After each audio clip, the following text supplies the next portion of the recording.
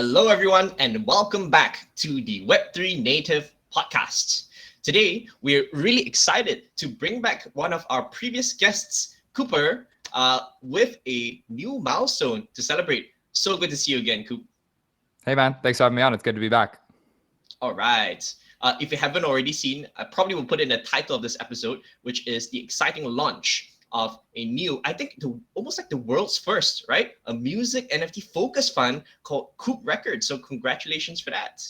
Thank you, man. Yeah, I'm excited to talk about it today. And for those who don't know, Coop Records is a $10 million fund investing in the next generation of music. All right. And of course, it has been quite a journey. I think the last time we spoke at the podcast, we were talking about social tokens and how NFT groups will evolve. And you were involved in so many DAOs. And from there, I believe like you went through some sort of transformation over the last 6 months. And now you have built such a high conviction in this very specific area. I know you've kind of covered this in some of the other podcasts as well, but maybe just a quick recap of how we got here. Yeah, so I've been working in music for the last 10 years of my life. I've been in Web3 for the last 5. And for a long time, I felt like there were two very different worlds. I was really active in 2017 during the whole ICO era, and then 2018 and 2019 during the DeFi summer. 2020 was more DAOs, and then 2021 was NFTs. And since then, I've been really trying to find a pocket of culture that feels relevant to me. Music's always kind of been that bedrock for me. And so over the last 6 months, been very active as a collector of music NFTs, very active as an angel investor into early stage platforms. And now most recently with Coop Records, creating a vehicle to be able to add more capital and leverage to the Web3 music sector as a whole. All right. So I know everyone talks about like the achievements and all, but maybe just to shine a bit of light on how you feel about it personally, right? I believe you've been going around contributing to different DAOs, and now you finally set up a fund of your own. How does it feel to actually launch it and bring it to the world? It's great. It's definitely a lot of pressure, which I think I'm ready and excited for. Most of my career has been either been as a contributor to a bigger project or as a co-founder to something. This is the first venture that's really truly on my own. And I think that comes with a lot of different, nuance implications and whatnot, but I'm really excited for it. I feel like the Web3 music space is a sector that I've been building my brand around the last couple of months, whether that is as a collector buying music NFTs or, as a founder and a product builder that's helping to ship products. I've been doing my best to really stay at the ground floor with it. So it's been really interesting seeing the feedback publicly with the launch of the fund. The name Coop Records generally invites in a whole spectrum of different, reactions to what it might be. So for my Web3 native friends, they all know that it's a venture fund, and that's pretty obvious to them. But then I have all these rappers on Instagram when I shared the fund that are sending me their mixtapes and expecting me to sign them to like a traditional label deal. So it's been quite the wide spectrum of reactions, but there's been a lot of inbound from different Web3 music companies, a lot of inbound from artists. And so now it's really just my responsibility to filter through those and figure out how I want to be presenting Coop Records moving forward from there. Awesome. And that's exactly what we'll go through today, right? The venture angle and plus the Web3 angle of how do these two merge with Coop Records. So actually going into it, I like to ease into a little bit of the definitions, right? Because I believe that while all of us own some NFTs, right? So be it like social NFTs, the PFP groups, I have some photography as well, some music. There is still somewhat of a vague definition of what it should be and what should expectations be from like a venture perspective, right? And I know a small portion of the fund actually will invest directly in this NFTs as well. So the first question is, how do you actually define like the venture kind of category of music NFTs, right? Because we can look at it from like a financial angle of like masters with royalty and like all these like rights. We can look at it from a collectible angle, which is then like capturing the social value of like how many people are watching this thing, or maybe like some sort of a membership thing, which captures like the relationship with the creator and like the utility that the creator continuously provides. And all this would be priced kind of differently as well. So how do you think about it? I think about it in 3 parts. I think the first bucket is platforms and protocols. So think of this in Web 2 as companies like Spotify. In Web 3, we have companies like SoundXYZ, Royal, Catalog, etc. And so that's the vast majority of the fund's investments are going to be into platforms and protocols. I think also about investing directly into artists, and we can unpack what this looks like, but I think there's sort of new ways to be able to provide artists with capital that are different from the way they've traditionally gotten, major label deals. And then the last one is, as you alluded to, is music NFTs. And so directly buying NFTs off the primary or secondary market is sort of like a brand building and street cred exercise. But to really like unpack that for a second, the vast majority of Coop Records is investing into early stage companies. we're going to get really exciting and creative with a certain degree of artists around what I'm calling artist seed rounds. And then for a very small percentage of the fund, we're going to be picking up historical NFTs that aren't necessarily meant to return the fund, but are more just meant to show like, hey, we're on the ground floor, we're following along with all these artists. And if there's any drops or songs that come out that have the potential for, historical relevance, being able to add that to the fund's portfolio, I think is a very exciting mix. So that's going to be a small bit, right? And like you said, the vast majority is still what I like to refer to as infrastructure, but perhaps you call it like platforms and protocols. And indeed, there seems to be still a lot of gaps to be met, right? So we're actually working on like a piece of our own, a research piece of our own that's Emerson's leading, that will cover from like the creation of music to the distribution and like utility as well. And across all of this, from like the music standpoint and from the financial standpoint, there's so many things to be built. I do wonder, where do you see the most kind of like returns coming from these platforms and protocols, and how does that tie to where the revenue streams are going to be, right? Because if it's purely selling NFTs, the NFTs themselves need to have value or some sort of value capture in order for the platform protocol to retain that value and users. Right. Yeah, so I think it's a loaded question. I'll unpack it by saying that for a lot of these platforms and protocols, we've seen this common practice where a company will raise an equity round. They'll go through, finding product market fit, and then they'll eventually launch a token, which is basically their version of going public. I think we'll see a very similar thing happen in music, where these early platforms will have a couple equity rounds. They'll build a product and they'll onboard a bunch of artists, find a strategy that works really well for them. And then at some point in time, launch a governance token. And from the funds perspective, I think the vast majority of the returns will be from participating in a company's pre-seed or seed stage round, helping them to build a strong product in a community. And then once that has product market fit, helping them go to market with a token launch, and then, basically substituting that equity for tokens and using that token as a way to participate in governance and have underlying ownership over the protocol and over the company as a whole. Yeah, so the projects themselves, being Web3 native, will naturally want to kind of crowdsource some of the community's efforts, the platform participants, let's say the creators who join the platform, and through that create value through a token model, right? So if we could go to some of the specific areas then and look at where we could invest, maybe let's start with like the whole creation aspect of music. I think firstly, often artists are already kind of like solo creators, or they might have a band. I do understand there are a few that actually do collaborate with other artists, or maybe they want to work with a platform to figure out how do you mint your first NFTs, right? In this kind of more the creation of music area, do you see certain investment areas that you're most excited about? Yeah, I would say that right now we're basically assuming that people are making music off-chain and then selling them as a collectibles and sharing the rights to those proceeds. And so you have a protocol like 0x splits, where if I collaborate with 3 other songwriters, we can all have 25% of that NFT sales, and then have that earmarked directly into a smart contract.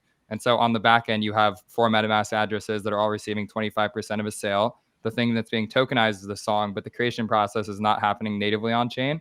And I think that's okay right now. I think that that's actually good, because most of the production tools that exist in Web3 aren't, relatively the same as using like Ableton or, any of these other DAWs that people are using. But it is exciting to think about projects like Arpeggi, which are allowing you to make music natively on chain. And so they have a global sample library that all exists in Arweave. And if you want to take a kick drum and put that in your song, there's now on-chain attribution that says, hey, this kick drum from this artist was used in the creation of this song, which then got sold as a music NFT. And I think when you start to unpack the potential for that, every song eventually will have underlying metadata that says what all of the tracks were consisted of, whether that's your percussion or your guitar or your vocals or whatnot. And once you start to have this lineage of seeing like who's involved with every record down to its finest parts, those splits become much broader than just like, hey, we all have 25% submit a MetaMask. There's going to be systems where people can actually track down the smallest units of participation in these songs. And I think once we have that system in place, it's really exciting to think that there could be a music NFT that sells for 1 ETH. And if your kick drum was in that song, you can automatically receive 0.001 ETH just because your kick drum was in it, even if you've never talked to that artist before in your life. And I think that sort of like full scale participation economy is like a very good North Star for where music creation could go. Right. So kind of more remixing, more collaborative music creation, and rewarding whatever parts that you contributed to, right? In a way, that's really like the Web3 spirit of like crowdsourcing and then like recognizing contributions. Yeah. And I think it's interesting because I don't imagine that the collaborative process is going to get like all that different from how it works today. You know, like most artists are going to sessions, they're working with different songwriters and different producers. I think what'll change is the tools that those songwriters and producers are using behind the scenes. So maybe instead of using an Ableton, someone will use an Arpeggi, or maybe instead of using like a DistroKid, someone will use a 0x splits. And I think once there starts to be incentive in place where you're actually going to be receiving more notoriety and more income from choosing to use Web3 native tools instead of going through the existing system, I think people are going to start skewing into using, you know, Web3 music software because they recognize that there's more value to be captured from the aggregate whole than there is by going through a traditional process where you have no exposure to DistroKid, you have no exposure to Spotify, you have no exposure to Ableton. You know, I think that Web3's biggest benefit is this concept of ownership. And if you're creating value for a platform or a network, you should be able to capture that. And I think all of these new Web3 platforms have that at their core. And that's what's going to make it really exciting for the next generation of artists that are using them very natively. Absolutely, and we also like the Web3 spirit of like being able to crowdsource kind of the long tail of creators, right? So this enables kind of that large group to be captured, because if you have your own like huge production crew, you have all of your artists around you, you may not need that, but this is for the people who want to come together and maybe stronger together. Yeah. I love to go to then the next part around like say distribution, right? Because we talked about then recognizing some of the revenue and then splitting it to these people. So the revenue in this case might come from the minting of NFTs. So you might share in some of the mints, you might share in some of the royalties as well. I believe you framed it as kind of similar to having shares in like a master recording, right? Where you could get continuous royalties in that sense. And revenues are actually really significant because they're equivalent to like millions of streams on Spotify. So for the first time now, we can monetize in a totally different way. In this case, how do you see this minting platforms working out, right? Because we've seen a lot of NFT platforms and they tend to be quite commoditized, right? Either you are going for the full aggregator play, something like OpenSea, or you're going for like a specially curated platform, something like Foundation and others, and each have their own challenges. What models are you most bullish about from a venture perspective here? Protocols. So basically like minting layers that are not specific to a specific product or UI. So something like Sound XYZ today might only be a front end that you can experience if you're whitelisted on the platform, but over a longer time horizon, there will be minting contracts where you can mint Sound XYZ NFTs across any site, platform, etc. And I think the thing that I'm excited about for Web3 music is the idea of composability to be a lot more apparent in terms of how people are minting. You know, with DeFi, you had a lot of composability between lending protocols, AMMs, synthetic exchanges, etc. And I think the same thing is going to happen with music, where there's going to start to be like protocols that are winning just based on like the standards of the metadata that they're releasing. And when you're, you know, using those contracts, you could be releasing that on your own custom site or on your own, you know, application or whatever it might be. But under the hood, everyone's using the same protocols. And I think the protocols that are able to really aggregate and win market share on the minting side are going to be the ones that capture a lot of the value. Right. Yeah, it's kind of like in DeFi where Uniswap, when they first launched, they became a protocol and anybody can set up their own pools, and therefore they became the most popular protocol, and like now being known as that with a strong token market cap. Even though the value capture is quite hard to achieve, right? I think with these protocols, that's often some of the challenges as well, which is when it's about the standard and it's supposed to be open for everybody to use. It's quite tricky to start to implement fees in that, right? So if you imagine how, let's say OpenSea now allowed anybody to use their underlying smart contracts as well, right? But they charge a fee that goes to their own treasury, right? How many people would prefer to use that versus fork their own? What's your view about this? I think that smart contracts can be, you know, there can be value capture on smart contracts in the absence of fees. So for example, a protocol like 0x Splits, their business model is not to take a fee whenever you use their contracts. It's to actively yield farm with assets that are held in escrow in the meantime. And so if you have a protocol like Sound and someone's using Sound smart contracts to mint their music NFTs, they don't need to charge a protocol fee on that to mint the NFTs. But if there's someone that's releasing music NFTs, sells them, and then has their ETH sitting in escrow in basically the Sound contracts, you know, that ETH can actively be put to work in other systems and earning a yield. And I think that there's different ways to earn a return on the proceeds generated from minting that don't have to do with protocol fees. But I think under the hood too, you know, it's likely that some of these projects are going to be charging platform fees, where if you're using a front end that has like, you know, a custom branding experience, a custom drop experience and whatnot, it's likely that there'll be a fee incurred on that. But I think more likely than not, a lot of these protocols will basically have zero fee. I mean, this is what Jacob calls is like a hyperstructure, something that exists freely in perpetuity with no fees, and then you can charge on a case-by-case basis. And so I think that's going to be the most common use of these different protocols is the base layer protocol is free to use, and then the fees will be charged on a case-by-case basis relative to how custom the experience is on top of it. I see. Yeah, in a way, I see it reflected as well as like capturing the front ends, right? So you might have like the underlying protocol that's free for everybody to use, but you might create a more premium experience, more customized experience for particular groups of artists in different languages, in different locales, for different purposes. So like those kind of like value adding creations can capture some fees. The yield farming angle is an interesting one, right? Because it also does, of course, come with some of the security concerns about then like, oh, putting the money elsewhere and how do you come back? So often we see quite a bit of challenges in trying to then implement these kind of like very composable, like interdependent protocols. Are you already seeing some signs of like music related platforms and protocols having this kind of like close synergy or composability?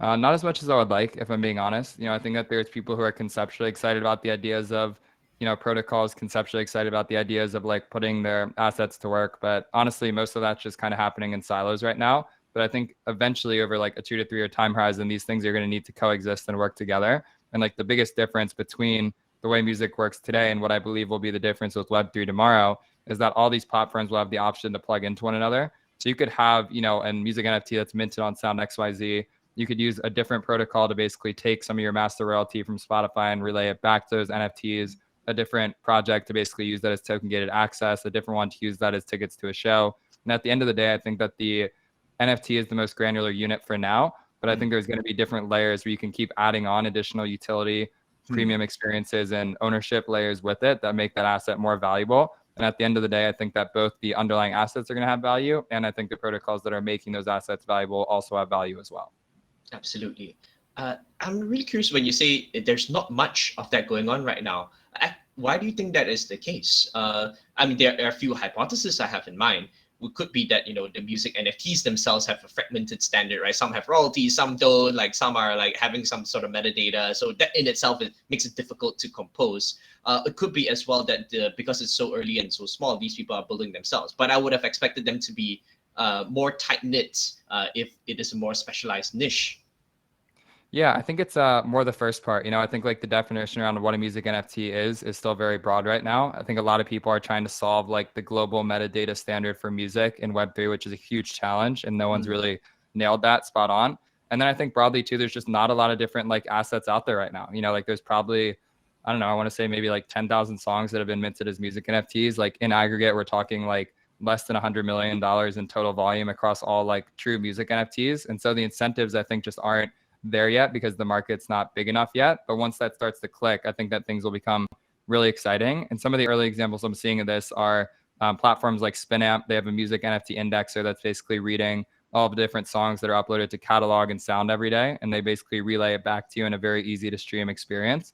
I think examples of that where protocols are actively looking for new music that's being released on these platforms and then doing things under the hood to aggregate those releases and give you different experiences around them. That's kind of like the first step towards what I'm seeing as a wider composable net around Web3 music. Right. Yeah. So we might first start to see some form of aggregation. In fact, that could, as you said, predate even a common standard, right? Because they can point out, hey, these are belong to different standards. But once you have like a more common ground on the metadata front or the standards front, then at a protocol level, you can start to do more interesting things. Yeah. And I think it's going to be a very gradual process. I also think to your point about why is this not happening more, music NFTs are a very product driven niche. People are much more experiencing like, how do I press the buy button on the site? Like, how do I think about pricing 25 NFTs? Like the average education that the typical user of a music NFT platform has relative to a DeFi user is vastly different. If you ask like the vast majority of music NFT users to go and use Etherscan to make a contract interaction, they probably wouldn't be able to do that. And so anything around like the protocol layer and like any of these sort of deeper conversations around liquidity and pricing and whatnot, it becomes a little bit tricky. And so I think most teams today are just focused around building killer products to allow people to wrap their heads around collecting songs. And then once that clicks, I think then we're going to start to see a lot more happening under the hood with sort of tying all the pieces together. But for right now, it's very much just like how do we get people to understand that you can collect a limited version of a song and that there's a secondary market around it? And that's kind of the current challenge that I think most platforms are facing today. For sure, for sure.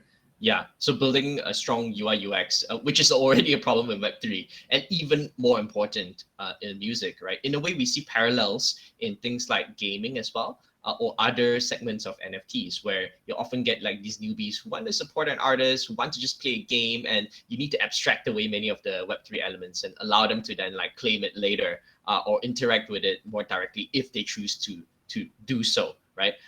In this case, are we already seeing some of that? Are there platforms that make it like a seamless Web2 experience? I'm just buying a ticket. I'm just buying a copy of this like record.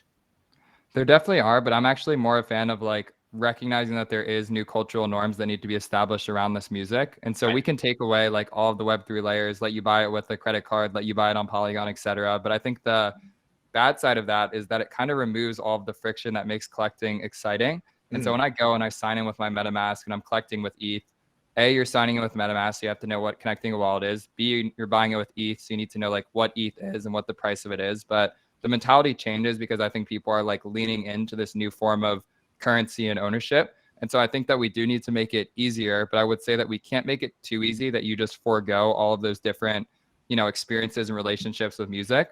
Because my thesis here is that music NFTs are not going to succeed because Drake is dropping music NFTs and everyone's buying it with a credit card. It's actually very different in the sense that emerging artists are going to use Web3 native tools. They're going to be pricing their NFTs in ETH, and people are going to be buying them with wallets like MetaMask.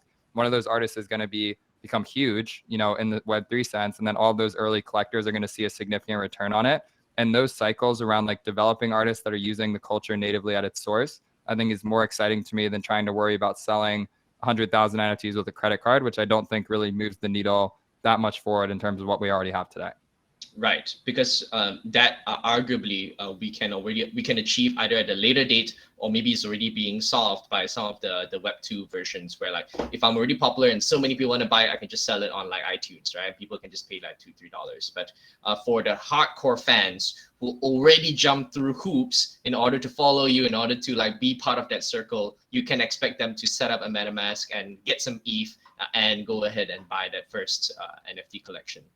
Yeah, because I mean, if you think about it, like most fans don't know what masters or publishing are. Like if you said to them, hey, come and buy this collectible with a credit card that has like 5% of masters on it, there's definitely people that are capable of doing that, but I don't think the average fan is like aware of what that is. And I think for most of these artists too, everyone's treating their fan as like one and the same, but collectors are very different from fans. People that are buying music NFTs today have a very different awareness of the artist project. They have a very different awareness about like token economics and drop structures and whatnot. And so I always say to artists, like, don't worry about selling your music NFTs to your Spotify fans. Like, focus on building a collector demographic that's separate from your fans and use that as sort of your like close feedback loop. So when you're putting out new NFTs, ask them about pricing structures. When you're thinking about ways to better engage collectors, ask this small group of people, but recognize that you don't need to reach your entire fan base and demographic, because the reality is most fans don't really like NFTs right now. They don't want to buy it. They don't have the money to buy it. They don't find it interesting. And so if you try and force that upon them, it's just going to lead to something bad. But if you recognize that there's kind of a different pocket of people who are willing to support you in your Web3 endeavors, that can become larger over time, and people from your traditional fan base can opt into it. But that doesn't have to be required for them to have a relationship with your music. That's basically a question for them. If they want to go deeper beyond listening to your song on Spotify, they can jump through that hoop. But that's a decision for them to make, and not one that you have to force upon them in the first place. Yeah, for sure. Let's just go into a bit about collectors as a group, right? Because I believe as a Web3 project, there's often a need to kind of like curate your stakeholders as well. The way I think about it, you can let me know if this parallel is accurate, right? Let's say you're doing a metaverse project, and you're gonna have your users coming in to visit the land and play the games on top, right? Those are like kind of your casual listeners.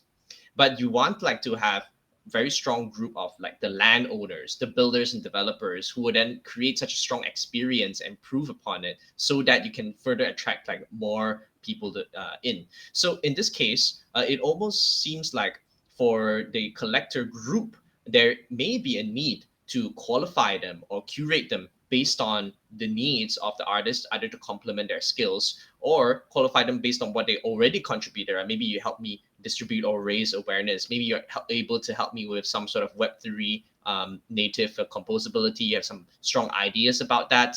Maybe you're able to give a very strong creative direction, and I love working with you from like an artistic angle, open up my mind. Do you see that happening today, or like how's the collector demographic?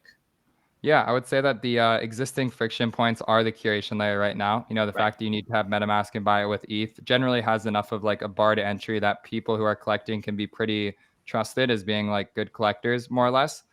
That's a broad statement, but I do think that it's true. The vast majority of music NFT collectors are not looking to buy these to flip them for 2x the next day. They're buying with the intent to hold it and invest into a relationship with the artist, which is really powerful. But then if you take that one step further, a big part of what Coop Records is going to be focusing on is this concept called artist seed rounds. And so if you think about it, the way that a tech company is structured is you have a corporation that sells equity and uses that financing to hire employees to build out a product. We don't really have that in music. You kind of have an artist that has a manager and an agent, a business manager and a lawyer who are all taking 5, 10, 15% commission. And then that all just trickles back down to the artist as an individual. But I think what's exciting about this new chapter of Web3 is we can start to look at artist brands as companies. And if you're to sell off some of that brand in the form of equity, you can now have, a capital pool to be able to hire a developer, to be able to hire a community manager. And maybe that community manager is getting a salary. Maybe they're getting an equity grant. Maybe they're getting a claim on primary or secondary sales or NFTs. Maybe they're getting the NFTs themselves.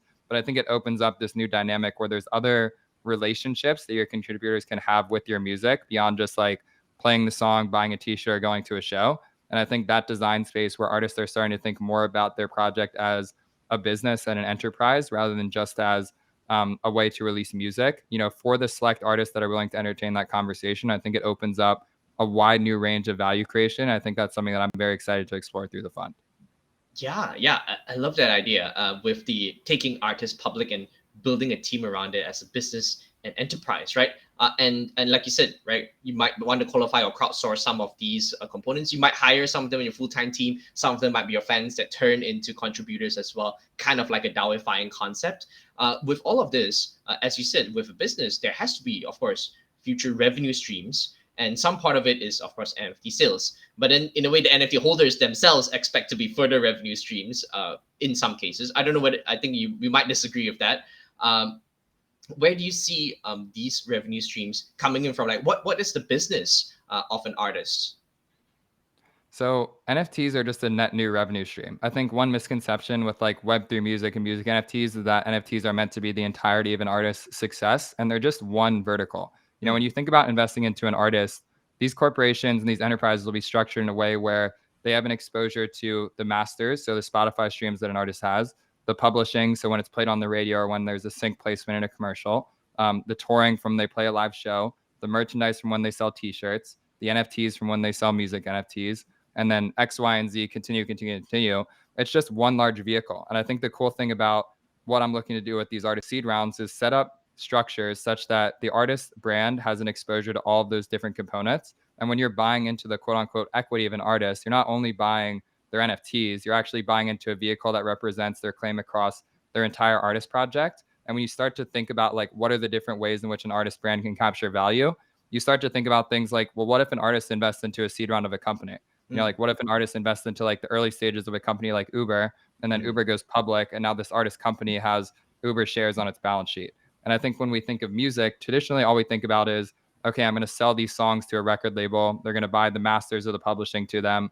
I'm going to have to recoup against those songs. Then I'm going to earn, a percentage on all the Spotify streams. But that's just one piece of the puzzle. And I think something that's exciting to think about for artist projects moving forward is that you can set up these structures that have claims on many different verticals within your economy. And when you start to operate from recognizing that there are these different verticals, you start to prioritize the things that I think have a little bit more long-term value to you. And so, yes, I believe that NFTs are going to be one of the biggest drivers of value within that ecosystem. But I think it's really important to highlight that when you come and work for an artist full time and get equity in it, you're not only getting exposure to their Web3 NFTs. Ideally, you're getting exposure to their stream that's going viral on TikTok, their headline show here in Los Angeles, their new merch line that just dropped, all these other things. And I think once you feel really connected to every variable piece of the equation, I think it starts to make for a very intimate relationship with your employees and with your coworkers. And I think that's going to be the thing that takes us over the edge. Right. And do you recommend that they set up these structures as legal entities? And because we're talking about equity, right? is it because a lot of revenue streams will still come from the Web2 world of like, concert tickets and like merchandise and other things, and those are difficult to convert into Web3 native payments for now, right? Why not use an NFT to represent ownership? Why not use a fungible token, kind of DAOified concept, to represent ownership instead? I think those will come in time. I think that for right now, limiting liability by setting up traditional structures is necessary. And so if I'm selling off a portion of my holdco that represents my claim on streaming, publishing, touring, merchandise, NFTs, having all those sit in one company is very dangerous from a liability perspective. But separating that out where you have subsidiary entities, one of which is just only for your masters, one of which is only for your touring, one of which is only for your NFTs, that master company can have ownership over all of those subsidiaries, but it can be structured in such a way where if someone sues you for playing a show that someone gets injured at, that doesn't touch your streaming and it doesn't touch your NFTs. But when an investor is investing in an artist, they're buying equity in the holdco, which means that they have underlying economics in all the various pieces, even if one of those pieces goes bust. And so to your point about using NFTs and fungible tokens to represent this, I believe it's going to start with just simple equity shares in a corporation for the early stage of an artist project. And in the same way that we watched a lot of these platforms and protocols eventually go public by launching a token, I think the same thing will happen with an artist where that equity will convert into a governance token. And that governance token will basically represent a claim on all of those underlying entities. And that's where I think we start to see the emergence of these artist and creator stock markets that I think introduces an entirely new mechanism for investing in creators, which is going to be a major unlock in the years to come. Oh, absolutely. And in fact, that's what we talked about in our last episode of the podcast, right? Like with social tokens. Now it almost seems like, wait a second, that's way too futuristic. Let's bring it back first and do something more practical and create some value. Let it be a legal entity and focus on a particular vertical that makes sense. So in this case, music, where there seems to be a lack of these entities being set up, and then bring them there. Yeah, I would say that the vast majority of artists don't know what a cap table is. They don't know anything about hiring employees. They don't really know what like an equity grant looks like. They don't know anything about like investors and whatnot. And I get it. Like these are artists. Their primary focus is to make great songs and share that with the world. And so I just want to say like this structure is not for every artist in the world. I don't think that every artist should go into putting out their first song on SoundCloud and then thinking about how to set up like a corporation around them. But there becomes like a tipping point where once an artist has demonstrated meaningful growth and traction, where there needs to be a scaling point. And right now what that scaling point is, hey, go sign with a major label, sign away your next 3 projects and then get like a 500K advance against it. That's basically a loan. And what I'm interested to explore is like, what if there was another option where you had long-term partners, aka investors, who are providing you with that capital for exposure to everything you're doing. And then when you go and talk to a label, which by the way, these are not mutually exclusive, you can say, hey, I don't need 500 grand because I have an investment partner. What I need is the resources to market and distribute my content on Spotify.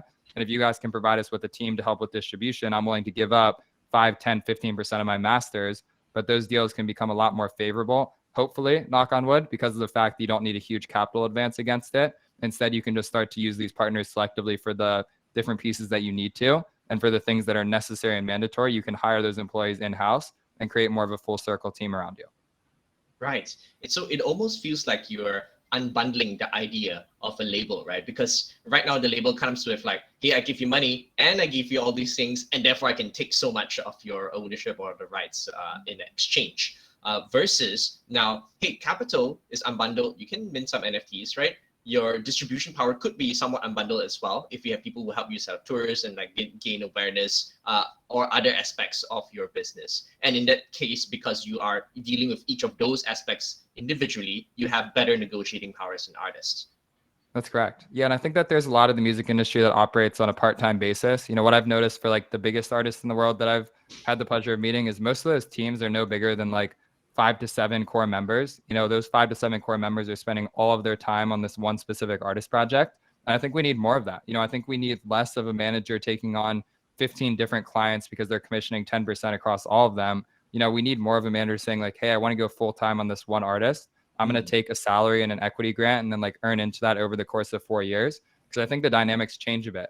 When you're operating on a commission-based structure, your incentive is to get as much money as you can today because you get paid tomorrow. But when you start to operate from an equity-based standpoint, you could say, hey, maybe taking that $1 million from the label is not the best idea because we have greater economics if we just fund ourselves in-house. We can still have all of the exposure to those masters, but now we can have that happen with us controlling them instead of someone else.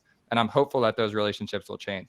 I will say this is like a big area that I'm like exploring. I don't have all the answers yet, and there's a lot of nuance here. For example, telling a manager that they should defer their commission and instead take a salary and an equity grant in an artist project is like not even speaking the same language to most managers, because it's all that managers have known for the last like as long as music has ever existed. But you're starting to see more examples of this where like different people are structuring albums where they'll set up an entity that owns an album, and if you want to buy 25% of it, you're investing into the entity and not into the masters directly. Or if you want to go into a partnership with an artist on like a brand, you know, the manager and the artist will go 50-50 into the creation of a subsidiary that represents ownership over a tequila brand or a whiskey brand or whatever it might be. And so I think across the board, there are very select cases where very successful teams are doing this at a very low key way. But I'm hopeful that what we can start to bring about with Coop Records is sort of publicizing like financial literacy to artists, you know, telling people that there are new ways and structures to go about these things, and then optimistically start to create more vehicles where people are excited just to try this out. You know, and something else that I think a lot about is when you're entering into a label deal right now, all people want to buy from you is your streams, essentially. They just want to buy, what is this going to perform on Spotify over the next 10 years and how do I enter in a label deal? Something I've been thinking a lot more about is like, what does the deal look like where I say, I don't even want to touch your streams or your publishing. All I want is a claim on your NFTs or on your equity. And if you start to like replace the conversation about like what's on the table, everyone's been fighting for streams and catalog for so long. And that's extremely valuable. Don't get me wrong. That will always have value. I think there's a ton of value there. But it's such a competitive market that instead I'm starting to ask myself, like, how do we focus on sectors that have a lot of potential in the future and are not being focused on? And so if Coop Records were to work with an artist, what does it look like to either buy A, equity in their parent company, or B, when we sign an album, instead of worrying about how many streams they're getting on Spotify, it's like, okay, how do we sell 1,000 music NFTs and how do we participate in the economics around that? Because as you alluded to earlier, you know, the economics around music NFTs right now are actually stronger than streaming in the vast majority of cases. And I just don't think that people are really paying attention to that. Right. And so this is underappreciated by both artists and managers, right? So in this case, are you seeing a new breed of managers arrive that are, let's say, more Web3 native? Perhaps there should be some sort of education as well. So the Launchpad is mainly for artists, but will you also be training up groups of managers that know Web3, and how do you then mint NFTs and distribute in Web3? It's a really great idea. I mean, it's not something I put a lot of thought into, but I would say the role is changing from manager to partner. So manager, I think of more of like assistant / like biz dev / like operations, you know, like answering emails, setting up calendar calls, you know, making sure that they're flagging down royalties and whatnot. A partner, I think, is different because I feel like they're bringing more opportunities to the table. Like they're thinking about like, hey, how do we structure your company? How do we think about investing in this company? How do we think about like a brand partnership or something like that? And so I don't think that those relationships are mutually exclusive. But when I talk to managers now here in LA, I ask them all, I'm like, what is your long-term exposure to these artist projects? Like if this artist were to fire you tomorrow, what do you have to show for all of the work that you've done over the last 5 years? And for 95% of them, it's like nothing. You know, if I get dropped tomorrow, it's just dropped, but then it's like, oh, they're never going to do that. Like I have a great relationship and whatnot. And then on the flip side, you have artists that are kind of like, hey, I don't want to give up ownership to my manager because I might fire them tomorrow. And it's kind of like this weird, like push and pull relationship where people are like always on the fence. They're always switching management teams and whatnot. And so it's not a perfect replacement, but I do think like starting to think about relationships within music more as you would think about hiring employees and the way you would manage those relationships. I think that that's a closer analog for what's going to capture value than the system today. And so it's really just a matter of like putting those opportunities out there and finding the managers that are willing to say like, hey, I'm okay with taking a commission, replacing my commission with a salary and equity, and then just seeing what happens because they believe so much in one of their specific artists that they're okay with not managing 6 acts. They instead want to just double down and create a ton of value for the one act that they think has the highest chance of success. Right. Yeah, it's exactly like you said, like ownership alignment that makes them more like a startup team member rather than like a purely like paid staff employee kind of relationship. And in fact, I think we do see a more of that mindset in Web3 as well because of this ownership element. So it's not just the people who are working with you, it's also the platforms, right? So let's say you have a certain minting platform that instead of, hey, I just take a cut of all the fees, right? So I just want to take cash. But now, hey, maybe I take some form of your NFTs as well, so that I have ownership in you. And so then you get more incentives for people to curate, and also to ensure the success of these artists over the longer term. Is this a kind of approach you are looking at for, or are you seeing this in the protocols and platforms you're investing in as well? It's a new school of thought, so it's not happening like very actively, but I actually think that like having points on the primary and secondary sales of NFTs is debatably more important than masters right now. So like I would almost rather have like primary and secondary sales of high profile music NFT artists than I would have like 10% of their streams on Spotify. And I think from a platform perspective, it gets really tricky because you can't build platforms that are strongly biased, or else there's all this weird favoritism that happens and whatnot. And I mean, this is a classic example of Spotify, right? Is like Spotify's editorial playlists are branded in a certain way because they have underlying exposure to different labels, and those labels are telling them who to place. And so the biggest thing that we need to watch out for with Web3 music protocols is making them be as unopinionated and unbiased as possible, making the software credibly neutral, which means that there's no bias over which artists they're going to be prioritized, favorited, pushed the hardest and whatnot. But I think on top, it's about creating systems such that once you have credibly neutral technology, when there starts to be a curation layer on top of that, you can participate in deeper economics that you're just using the base layer technology for what it is. But once you start to create curated experiences, it's okay for a label who's signing an artist to say, hey, we want to sell our labels NFTs more than some random kid on the street, because that's how it should work. But I think the difference here is unbundling the bias from the protocol level and the curator level, where it's not happening at the protocol level with bias, it's actually happening more at the curator level. And if that curator, in this case, a Web3 label, can bring more collectors to the table, I think it's okay that they're taking some form of profit from that transaction, because they're adding value that didn't previously exist before. Right. So now we start to see the pictures coming together, right? We're looking at platforms and protocols that are the most neutral, and they might take some fee, and they can't be evil in a way because they're immutable in that sense. But the people, the curators, the managers, they should have like more ownership, and they should not be trying to be like a platform. I just take cash in my salary. They should be part of the team and have ownership and be aligned with the long-term success. And so with that package, right, you have like a very stable platform that won't drug you, and you have people who are long-term. That's exactly right. Yeah, and I think something that was really formative to my music journey was this role that SoundCloud and Hype Machine played in like 2013 and 2014. And so for those who weren't aware, the vast majority of electronic music came out of a platform called SoundCloud. There was a very big culture around reposting mixes. There was a blog culture where people were writing and discovering these songs, and they were going viral and trending.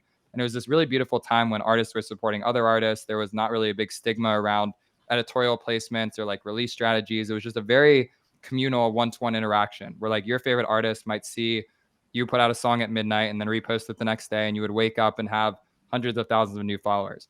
And I think that same culture is going to come back to music thanks to Web3, where because there's now an incentive to curate these different songs and to share them, I think we're going to start to see a lot more organic distribution of content for discovery and curation that we've lost with the age of Spotify, because now that everything is so accessible and so algorithmically based, you can just go on your release radar or go on like Discover Weekly and then get served the best songs of all time and have this amazing listening experience. Oh yeah. But for the curator that's out there trying to make an independent playlist, it's very difficult to compete against the algorithm.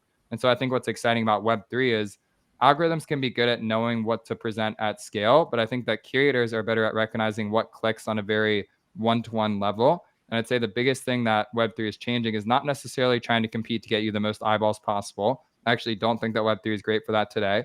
I think what Web3 is great for is those small, intimate circles of 10, 50, 100 people that are really, really engaged here, finding those people and creating deeper relationships amongst themselves. That's something that I think is going to take a long time for algorithms to figure out. And for the interim, I think curators such as myself have an immense opportunity to help present and sort of relay this next chapter of music, and then also participating in the underlying economics as well. Right. Yeah.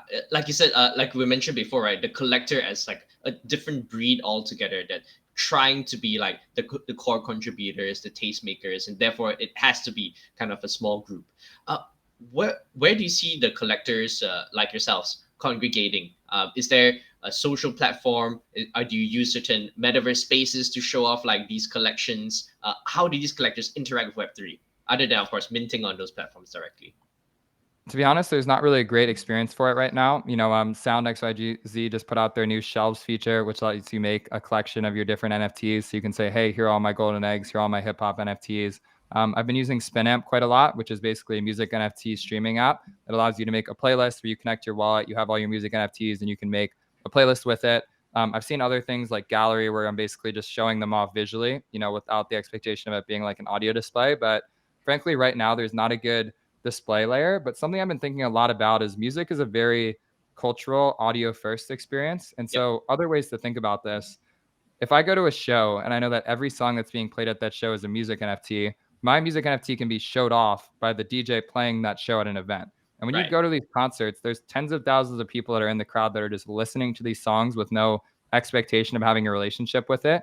But I Yeah. think something that's going to start to happen is that music NFT collections are not going to be, viral because someone's just like showing it off on like their profile page. I think it's going to be more about like having a collectible version of a viral song that's just like going viral in different, live culture and sort of like these different virtual spaces and whatnot, where, let's say that there's an event and there's kind of a stigma that says, hey, you can only play music NFTs at this showcase tonight.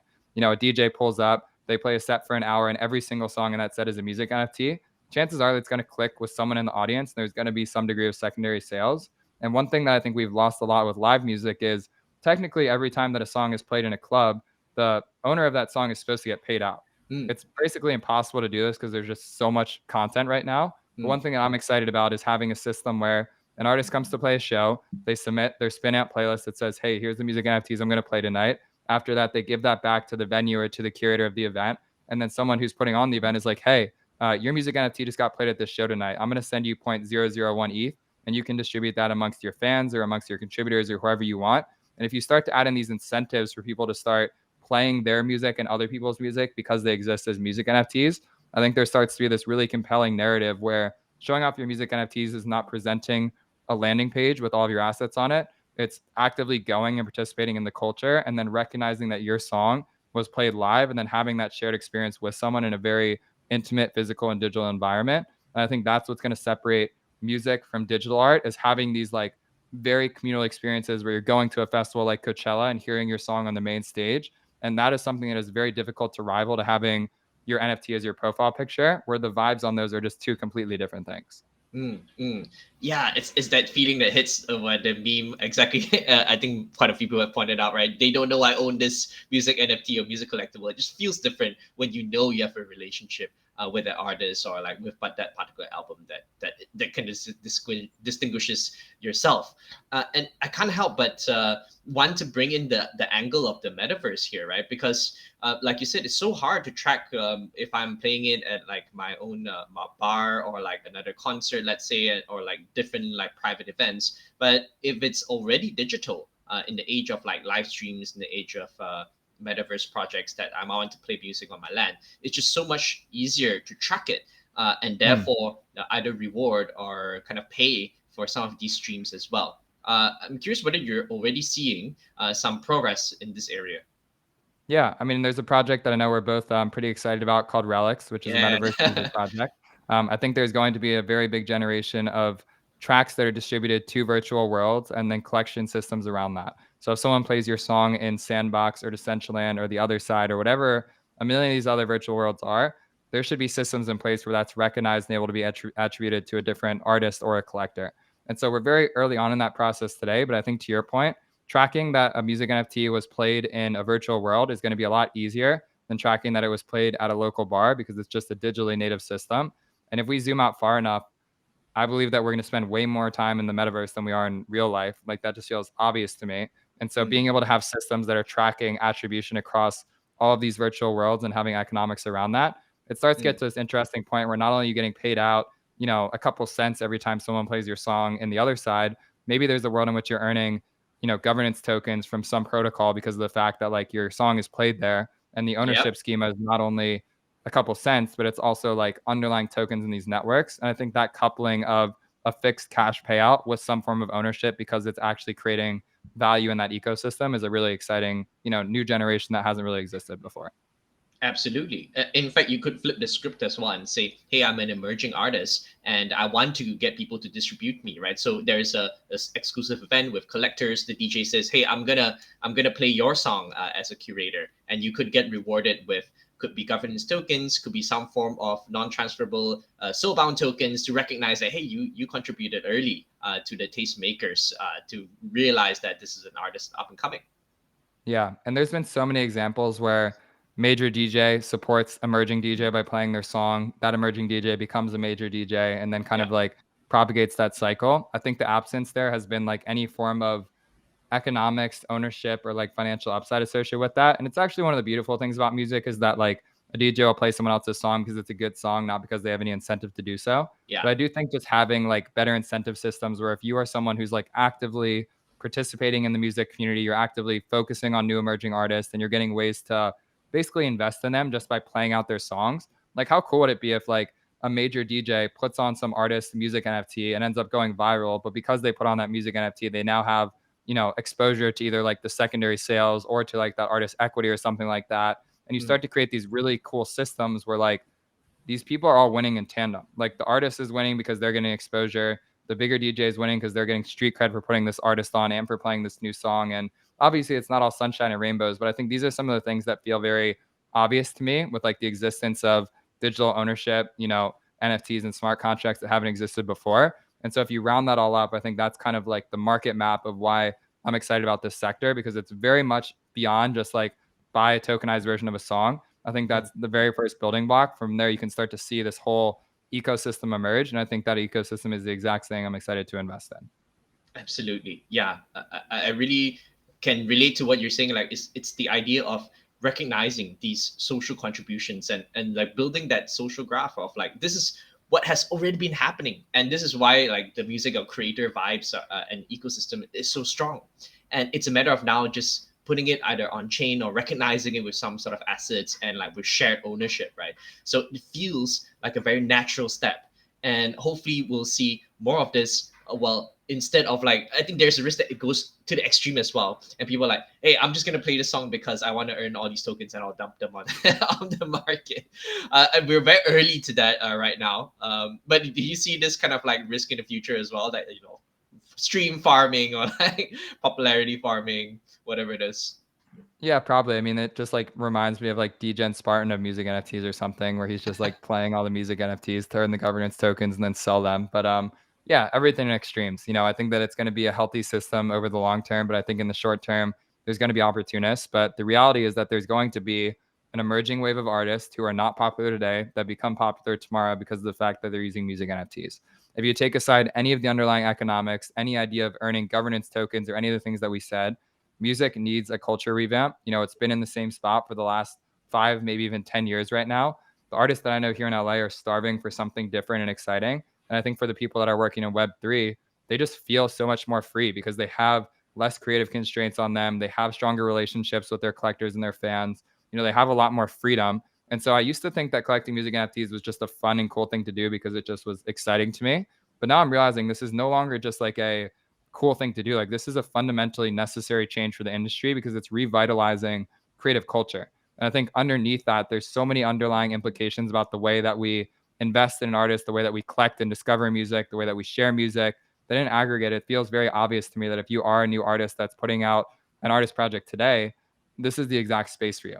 Because one thing I want to highlight here is that it's one thing we're basically in this middle ground now where artists are basically tokenizing their back catalog and then all their future music, which is like, hey, I've been releasing music for 10 years. I'm going to tokenize one of my songs from 5 years ago. And then for my next single coming out, I'm going to make music NFTs. But where this gets really interesting is the next 2 to 3 years, there's going to be artists where the very first song they ever put out is going to be a music NFT. And that's going to be the standard. If you're starting an artist project in 2025, your very first song will have music NFTs from it. And once we get to that point where you can be collecting every song from the origin of an artist project, that's where you start to see these exponential returns where you can start to collect that first rookie card that becomes a viral moment. And for those early collectors of those 25 editions of like Post Malone's White Iverson or something like that, there starts to be these really, really amazing opportunities that have never existed before. Oh, absolutely. It reminds me of the old days where like, you just buy a comic book, it's worth a few dollars, but now it could be worth like hundreds or thousands because of that collectible value, because you've shown that you were there early on supporting this piece of like, well, cultural artifact, like you said, historical NFTs, right? And so hopefully people do realize that, and this opens up almost like a new industry for people to start and recognize and curate and support artists at an early stage. Yeah. And I think it's difficult for me to translate the passion and excitement behind music unless you're someone who's actively participated in it. So if you go to like a concert or a festival and you look at all the different economics happening at a show, You have people selling hat pins, t-shirts, drugs, food, you know, all these different things. People like spinning hula hoops and doing like, you know, crazy IRL meetups and whatnot. And from the surface, most people just hear a song on Spotify and then they press the like button and that's like the full experience they have. But music has so much underlying social identity to it, so much like financial opportunity. You know, there's entire markets that have been built off the back of artist brands that we just don't really talk about. But I think the ability to say to like the people who really love and live and breathe music to say like, hey, you can make a living by finding and discovering new songs from the artists you love. If you're given the choice to either work for your favorite artist or go work a 9 to 5, I think most people would probably choose to work for their favorite artist. I just don't think there's ever been the potential to do so. And I think that's part of what Web3 offers and why I'm so excited to keep, you know, pushing forward and helping to pioneer this space. Absolutely. And we appreciate your work very much, Coop. I think we have a few minutes before we hit the hour mark. So I'd love to wrap up with a bit of like a shout out call to action. I know you've done so for a lot of artists already. What do you want to call upon for the builders in Web3 that have identified with the message today of supporting artists? What other pieces would you like to be seen to be built? Well, first of all, don't overcomplicate it. I think I see way too many teams trying to build some like super niche, crazy product that's only applicable to like the smallest degree of, you know, artists. I would say that actually less is a lot more here. To your point earlier about like composability and aggregation, I don't think we need more NFT marketplaces right now. I think what we need is like more infrastructure to help connect the dots amongst everything. You know, recognize that there is a lot of, you know, food on the table. Like people have minted thousands of music NFTs at this point. There are artists that have done like really cool projects. And I actually think that you as a founder being able to add value to existing collections is just as valuable as you being able to create new ones. And so if you are a founder, don't worry about trying to build the next Spotify that's onboarding the next billion artists onto your platform. Instead, take some time to look around and say like, okay, there's some early traction here from artists that are doing well. And the founders that I love the most right now are the ones who are just very native to the culture. Like, I don't have to explain to them who the top artists are. I don't have to explain to them what the top platforms are. Like, they just know. They're out there collecting every day. They're out there in these Twitter spaces, and their products reflect that.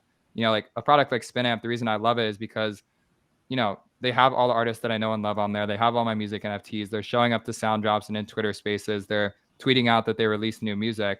Spinamp's never minted a music NFT before, but I think they're crushing it because they're just very native to the ground floor. And so something I would say for founders out there is don't try and like create your own wave right now. Just like invest in the existing community that's already out there. You know, really educate yourself on the top artists, platforms, NFTs, collections, etc. And then build a product around something that helps to make the entire collective more valuable, because that's going to end up bringing you a lot more love, praise, and attention. And just to kind of underscore it, composability is the name of the game. You know, like finding a way to connect the dots with other platforms and protocols, finding ways to kind of loop everything together and make everything feel more holistic. I think that that's the biggest opportunity that exists today. And if you're someone that's building towards that frontier, I would love to have a conversation. Perfect. And how should they reach out to you?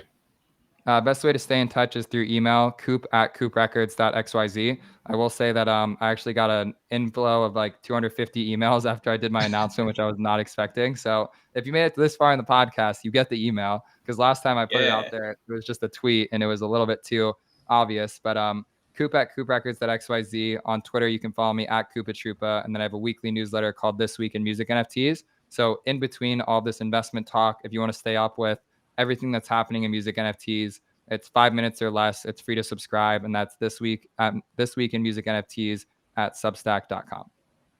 Awesome. Thank you so much again, Cooper. This has been such an amazing episode, an in-depth dive into music NFTs and all the infrastructure around it. Thank you so much for being here. Thanks for having me, man. Fantastic episode as always. Thank you. And for everybody, see you next time.